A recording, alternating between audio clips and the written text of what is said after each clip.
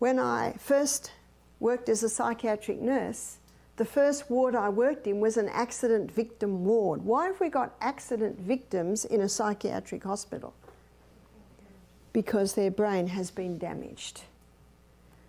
And yet God did a good job putting a very hard skull there.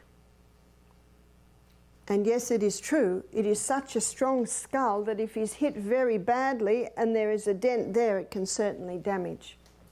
And we've got that wonderful story that my grandchildren love, David and Goliath.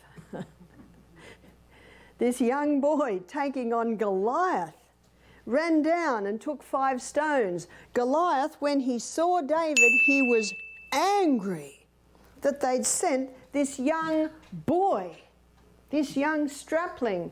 And in his anger, you know what he did? Pushed his helmet back. And the stone went there. And when it went there, it embedded into his skull because, if you know the story, David, he'd already killed a lion with his sling. He'd already killed a bear with his sling, looking after his sheep. God was preparing him. The whole of the Israelite army was afraid. But this young boy, why wasn't he afraid? Because he had surrendered his whole life to God. And God gave him the ability not to be afraid. And it's beautiful what he says to Goliath. He says, "You come to me with a sword and a shield, but I come to you in the name of the Lord God of hosts." But isn't it interesting? If Goliath hadn't got angry, he wouldn't have pushed his helmet back. And there wouldn't have been a little spot for that stone to go to. What did the stone hit? Let me show you what it hit. Here is the brain from side on. Here is the brain from top down. And if you look at the brain, it's almost like a walnut. And the 2 lobes at the front is called the prefrontal cortex.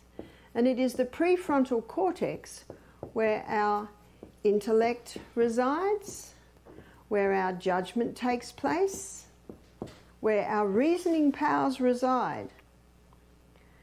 This is intellect.